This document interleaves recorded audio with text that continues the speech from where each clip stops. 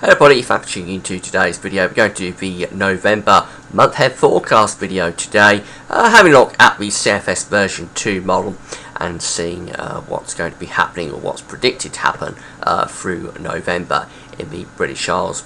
Now, before we go on with the video, I just want to talk about the advertising. There'll usually be a video ad overlaying my weather videos at gavsweathervids.com. Please play those videos. You'll be supporting gavsweathervids.com if you do that. So first thing I want to talk about is a recap of October, because the forecast for October was quite interesting. The forecast was for a wetter than average month, an unsettled October, and the temperatures to be near normal. But there was a bit of a problem with October because the CFS version 2 model was going for near normal temperatures, whilst the CFS version 1 model was very much indicating a colder than average month, or at least a colder than average signal, really, in terms of the pressure distribution from the CFS version 1 model really was implying that we get a southerly tracking jet stream, and I said that if that came to fruition, then a colder than average month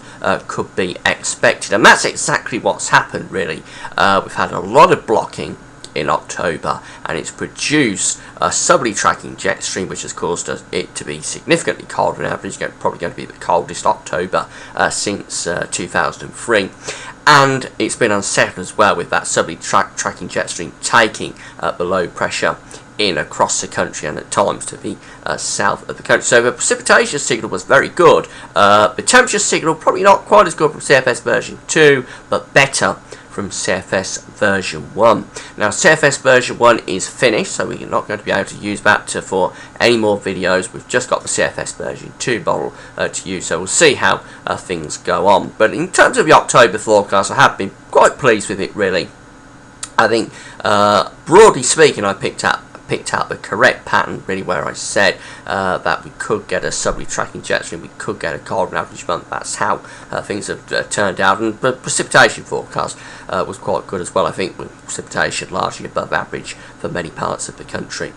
Anyway, let's get on now with CFS version 2 and the November forecast, and this is the 700 millibar height anomaly chart from CFS version 2 for November. So we're seeing that to the blue colours going for below average heights across much of British Isles and indeed much of Europe as well.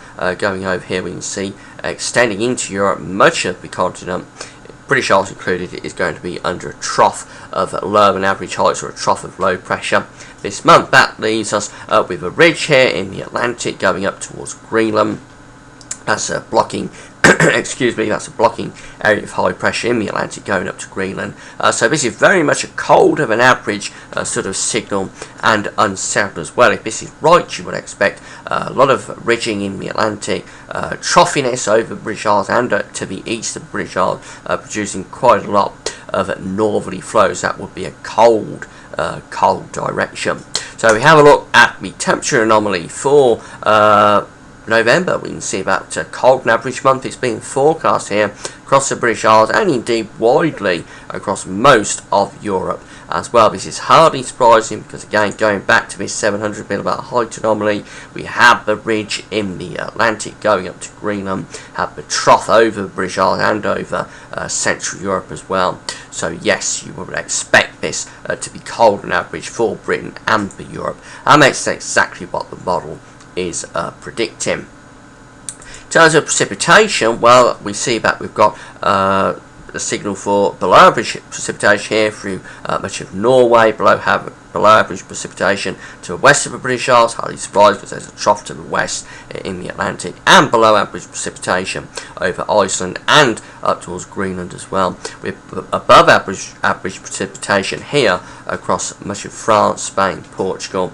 So again, into Central Europe as well. So again, this is telling us that we've got ridges in the Atlantic, ridges to the north, with troughiness to the south and to the east, a southerly tracking jet stream taking low pressure into Central Europe, with ridging in the Atlantic. So everything really from the CFS version 2 model is pointing towards a colder and wetter and blocked sort of November. Not necessarily wetter for everyone, because that ridge in the Atlantic possibly blocks off some of that low pressure. And it just depends really how far south the jet stream digs and how far south the low pressure goes. This actually takes the core of the low pressure in towards Spain, Portugal and France, but it could be further north, giving it a wet signal for England and Wales particularly. But certainly in terms of temperature and pressure distribution, you would expect from this quite a cold month, and that's exactly what the model is going for. And this looks quite good, I think, actually, in terms of how the patterns are starting off for November. I'm quite happy with this,